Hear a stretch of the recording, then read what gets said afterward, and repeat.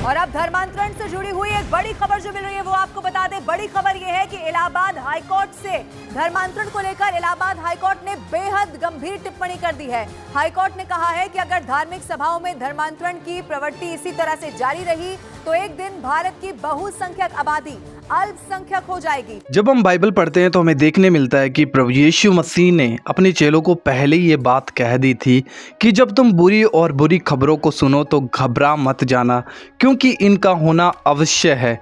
तो ये बात प्रभु यीशु मसीह ने पहले ही कह दी थी। अब इस वीडियो की शुरुआत में आप लोगों ने जो क्लिप देखा था, ये वीडियो मैं आप लोगों को पूरा दिखाने जा रहा हूँ कि किस प्रकार से हाई कोर्ट से ये जो बात है निकल कर आई है कि जो धर्मांतरण हमारे देश के अंदर, जो यूपी के अंदर जो धर्मांतरण हो रहा है, उनका ये कहना है बल्कि प्रभु यीशु मसीह का प्रचार किया जा रहा है, तो उन बातों को रोका जाए और जल्दी से जल्दी इन चीज़ों के ऊपर एक्शन लिया जाए। ये हाई कोर्ट का फैसला है और अभी उन्होंने इस बात के ऊपर सख्ताई के साथ ये बात कही है और तुरंत इस चीज़ पे डिसीजन लेने के लिए उन्होंने कहा है। तो पहले दोस्तों आप लोग इस वीडियो को देखिए, फिर आगे मैं आप लोगों को बहुत इंपॉर्टेंट बातें बताने जा रहा हूँ जो कि बाइबल में प्रभु यीशु मसीह ने पहले ही हमें कह दी थी। सो आइए पहले इस वीडियो को देखते हैं, फिर आगे हम बात करेंगे। इस वीडियो को आप लोग ज़्यादा से ज़्यादा शेयर कीजिएगा। देखते हैं वीडियो।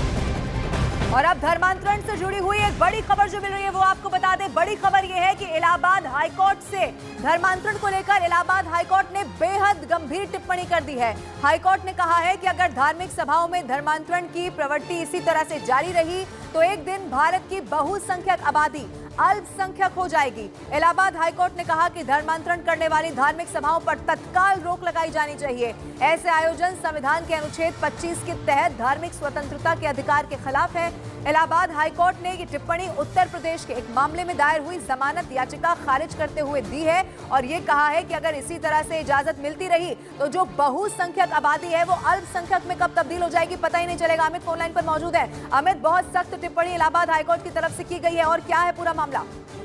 देखिए, दरअसल पूरा मामला लबीना ये है कि कैलाश नाम का एक आरोपी था जो धर्मांतरण मामले में आरोपी है और उसकी जमानत याचिका पर हियरिंग दी इलाहाबाद हाई कोर्ट में और उसी हियरिंग पर सुनवाई करने के बाद हाई कोर्ट ने ये सख्त टिप्पणी दी है जिसमें कहा है कि जो धार्मिक सभाएं की जाती हैं उन धार्मिक सभाओं को तत्काल तरीके से बंद किया जाए, क्योंकि जो आर्थिक रूप से बहुसंख्यक में जो आर्थिक रूप से कमजोर लोग हैं वो धर्मांतरण की तरफ आकर्षित हो रहा है, यानी वो धर्म बदल देंगे और बहुत जल्दी ऐसा आएगा कि जो बहुसंख्यक है आज अल्पसंख्यक में तब्दील हो जाएंगे। तो लिहाजा उन्होंने नियम कानून का भी हवाला किया कि जो धार्मिक सभाएं हैं तत्काल भाव से बंद कर देना चाहिए। जी बिल्कुल अमित, ये बड़ी खबर है। धर्मांतरण पर इलाहाबाद हाईकोर्ट ने सख्त टिप्पणी कर दी है। बहुत शुक्रिया तमाम जानकारी के लिए। तो अभी आप लोगों ने इस वीडियो में देखा कि हाई कोर्ट से फैसला निकल कर आ रहा है कि धर्मांतरण के ऊपर जल्दी से जल्दी रोक लगाया जाए और अगर इसके ऊपर रोक नहीं लगाया गया तो हमारे देश के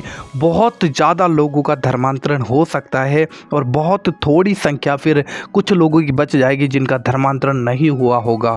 सो दोस्तों, मैं आप लोगों को बता देना चाहता हूँ कि ये जो चीज़ें अब हो रही हैं हमारी देश के अंदर भी, आज किस प्रकार से लगातार मसीहों के विरोध में सताव देखने को मिल रहा है। अभी हाई कोर्ट से भी ये फैसला निकल कर आ गया है और जिस तरीके से देश और दुनिया के हालात बदलते हुए जब हमें दिखाई दे रहे हैं तो दोस्तों हमें देखकर घबराने की ज़रूरत नहीं है, हमें घबराने की आवश्यकता बिल्कुल भी नहीं है, क्योंकि प्रभु यीशु मसीह ने ये बात कही थी कि जब तुम बुरी खबरों को सुनो तो तुम घबराना जाना, क्योंकि इनका होना अवश्य है।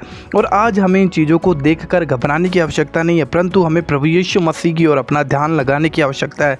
अगर हम ये सोचकर बैठे हुए हैं कि हमारे देश को पता नहीं क्या हो गया, सरकार क्यों मसीहों के विरोध में हो रही है, समय वो है कि आज मसीह लोगों को अपने आप को खरा दिखाना पड़ेगा परमेश्वर के सामने, क्योंकि ये समय पहले भी आया था कि किस तरीके से मसीह लोगों में जो प्रभु के प्रति प्रेम था और परमेश्वर परखता है, वो देखता है कि जब सताव आए तो ये लोग मेरे साथ कैसा रिएक्ट करते हैं।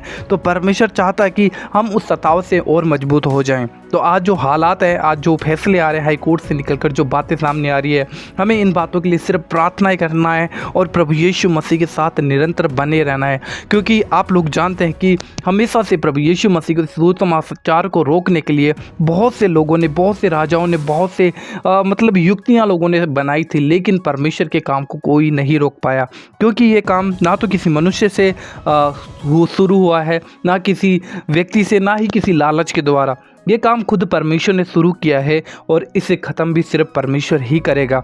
तो हमें समय है कि हम अपनी आँख को प्रभु यीशु मसीह की ओर लगाएं, अपने मन को परमेश्वर की ओर लगाएं, क्योंकि इन तूफ़ानों में, इन हालातों में सिर्फ प्रभु यीशु मसीह हमें दृढ़ और मजबूत कर सकता है।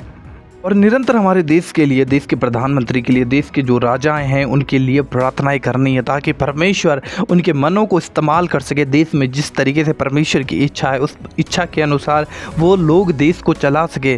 क्योंकि अगर मैं ये सोचकर बैठा हुआ हूँ कि मैं मसीह में आकर आनंद और शांति के साथ रहूँगा, मुझे इन चीज़ों का सामना नहीं करना पड़ेगा, तो खुद आप बाइबल उठाकर पढ़िए कि प्रभु यीशु मसीह ने भी इन चीज़ों का सामना किया था। प्रभु यीशु मसीह ने अपने आप को शून्य और नम्र कर लिया। बाइबल कहती है कि उसने इतना दुख सहा, अपने आप को शून्य कर लिया और अपने आप को क्रूस के ऊपर बलिदान कर दिया, ताकि हम उसके द्वारा उद्धार पाएं, छुटकारा पाएं।